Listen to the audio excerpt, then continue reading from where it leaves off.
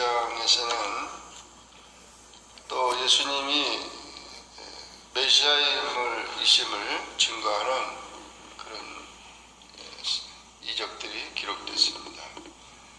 1절부터 8절까지는 중풍병자를 고치신 말씀이 나오고 9절부터 13절까지는 세리 마태를 제자로 부르신 말씀이 나오고 그리고 14절부터 17절까지는 금식에 대한 교훈 그리고 18절부터 26절까지는 회당장 야이로의 딸을 살리신 일과 그리고 12해 동안 혈루증을 앓는 여자를 고치신 말씀이 나옵니다.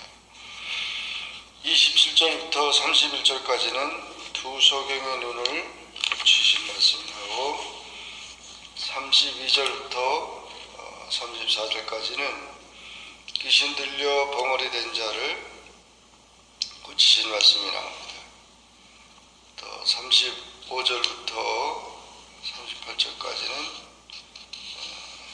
예수님의 사역을 위해서 또 제자들을 부르시는 그런 말씀들이 기록됐습니다. 이 모든 마태복음 9장에 나타난 그런 기적들은 예수님이 메시아이시다, 죄와 사망을 다스리는 권세를 가지시고 또 인간들이 고통당하고 있는 질병과 배고픔과 귀신 들림 모든 이런 그런 것에서 인간들을 구원하신다는 것입니다. 그래서 이와 같이 메시아이심을 확실하게 증거하시기 때문에 이 사실을 굳게 믿으라는 것입니다.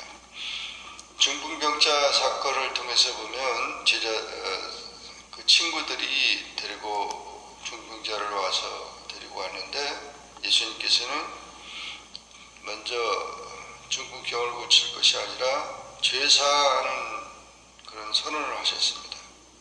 그것을 서기관들이 보면서 이거 신성모독이다. 죄를 사하는 권세는 하나님 한 분밖에 가지고 있지 않은데 어떻게 이 죄를 사한다고 말하나. 그러나 예수님은 이 중풍병자를 죄를 사하게 하신 것은 죄를 사하는 권세가 있다는 사실을 보여주기 위한 것이라고 말했습니다. 일어나 걸어가라는 말과 죄를 사함을 받았다는 말 두 가지 중에 한 가지 어느 것이 쉽겠느냐. 서기관들의 생각은 이 중풍병자를 고치지 못할 것 같으니까 죄를 사했다, 그리고 넘어가려고 했다, 그렇게 생각을 했던 것입니다. 그러나 예수님은 죄를 사하실 뿐 아니라 이 중풍병자를 일어나 걸어가라 말씀한 거로 이 중풍병자가 고침을 받게 됐고 무리가 보고 두려워하며 이런 권능을 사람에게 주신 하나님께 영광을 돌렸다, 그렇게 했습니다. 예수님은 병을 지배하실 뿐 아니라 죄를 사하시는 우리 육신과 영혼을 치유하시는 분인 것을 보여준 것입니다. 그리고 이제 9절 이하에서 세리 마태를 불렀는데, 제자로 불렀는데, 세리는 정치나 종교적, 사회적으로 사람들이 멸시와 배척을 받는 그런 직업입니다. 그래서 이 사람은 로마의 앞잡이 같이 그렇게 부정한 사람으로 취급을 받았는데 창기와 세리는 다 부정한 사람으로 생각을 했던 것입니다. 이 마태는 로마 관리로서 관세 징수권을 받아서 얼마 동안 그 할당된 금액을 내고 나머지는 자기가 착복하는 그런 생활을 하고 있었기 때문인 것입니다. 그러나 예수님은 이 세리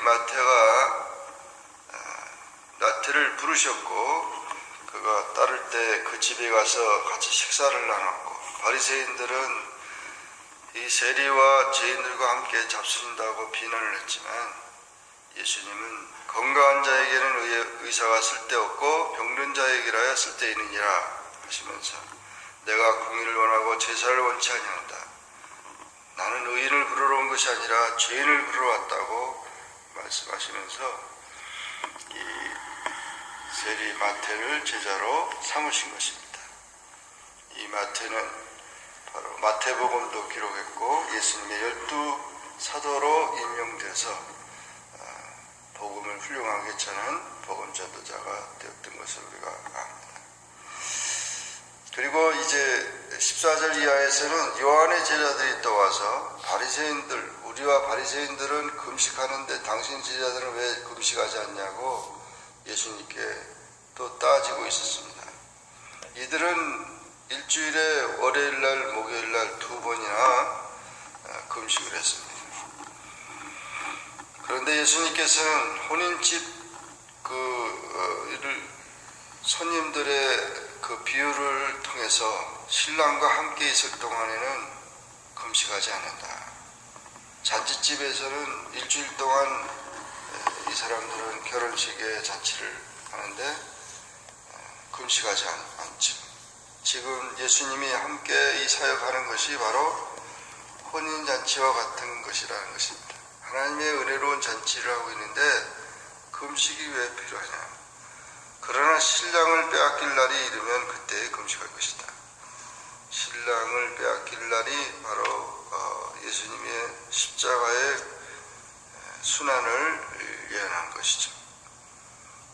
그리고 생배 조각을 알고는 새 붙인 자가 없다. 그리고 새 포도주를 낡은 부대에 넣지 않는다. 이러면서 새로운 시대를 말씀하고 있습니다. 율법 시대가 아니라 복음의 시대를 말하는 것입니다.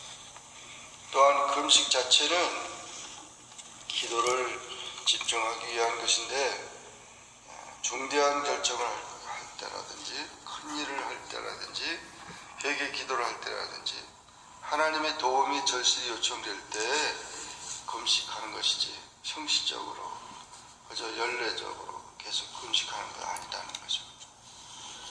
그런 교훈을 주셨고 18절 이하에서는 그 회당장 야이로의 딸이 12살 먹은 외동딸이었습니다.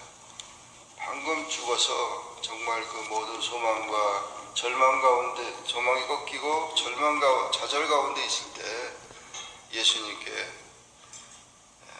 와서 내 딸이 방금 죽었으니까 살려달라고 그렇게 했습니다. 예수님께서 가자고 그랬습니다.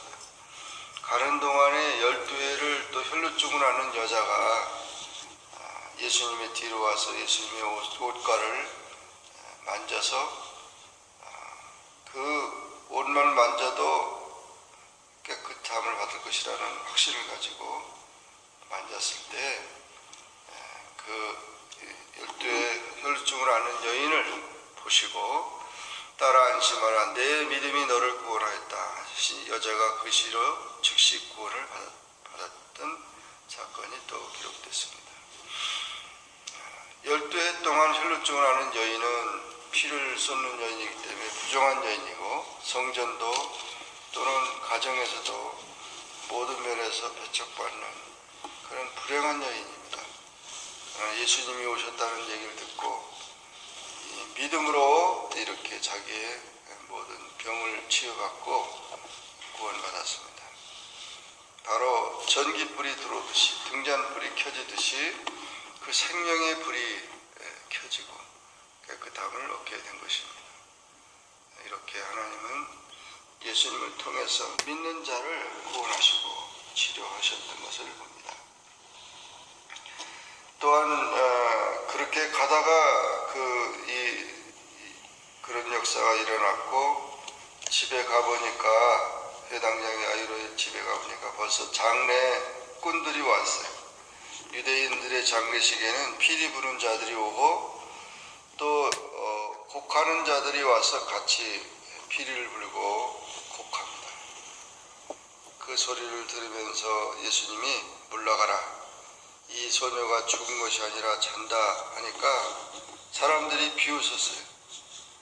죽었는데 잔다고 하니까 얼마나 다 무리를 내보내 예수님께서 소녀의 손을 잡으면서 일어나라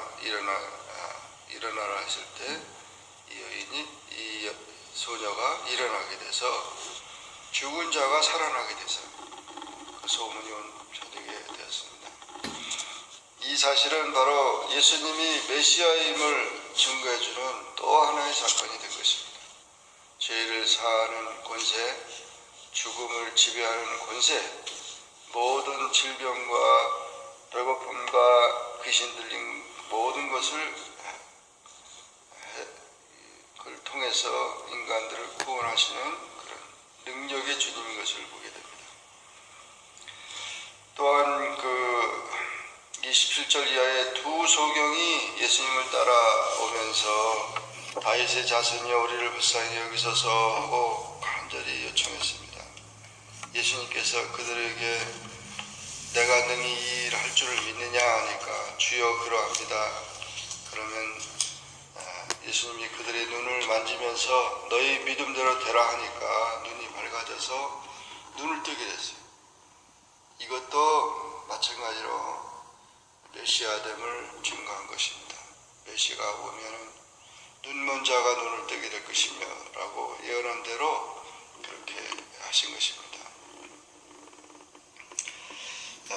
그러면서 아직은 이야기하지 말라고 했는데 이들은 나가서 온 땅에 예수의 소문을 퍼뜨리게 되는 것입니다.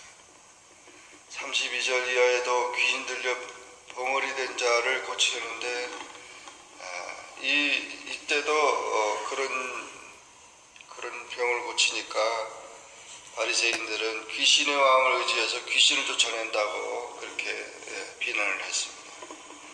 예수님은 분명히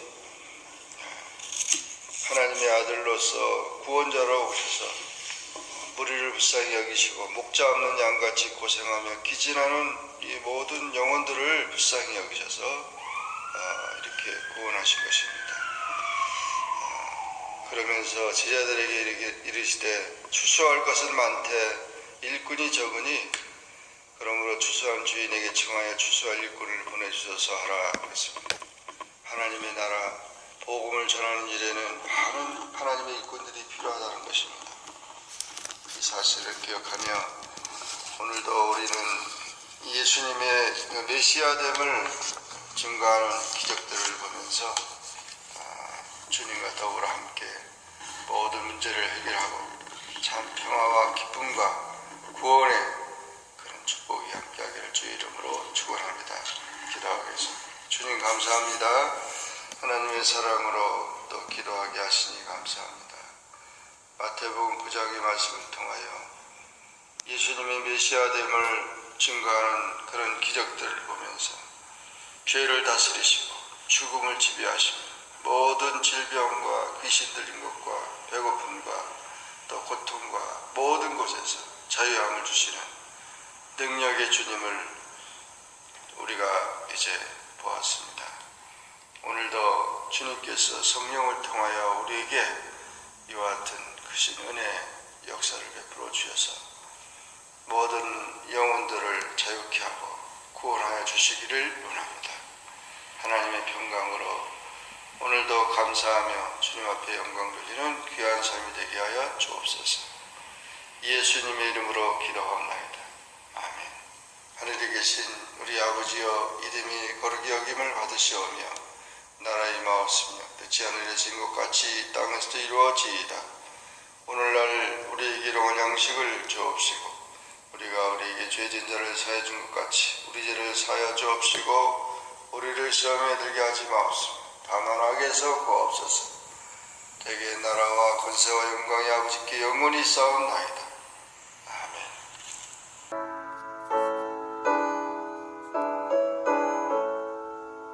주여 나의 병든 몸을 지금 고쳐주소서.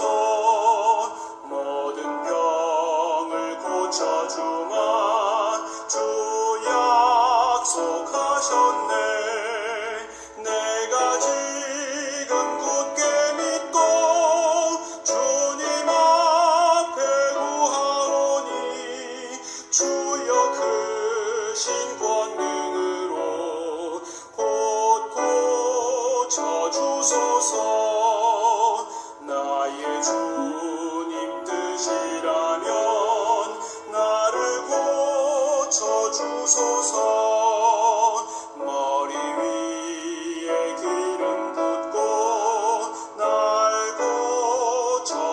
주소서.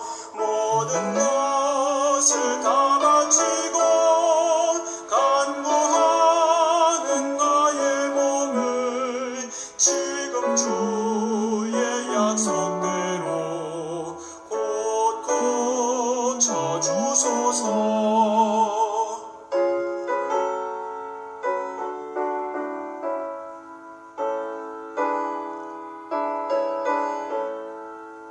주를 위해 살겠으니 나를 고쳐 주소서.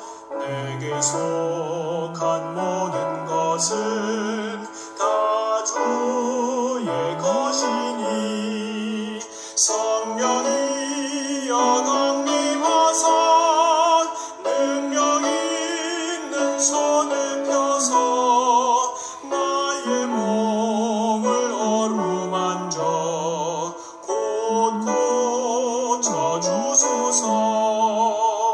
나의 병을 고쳐주심 내가 믿사옵니다. 지금부터 영원토록 주 찬송하겠네. 나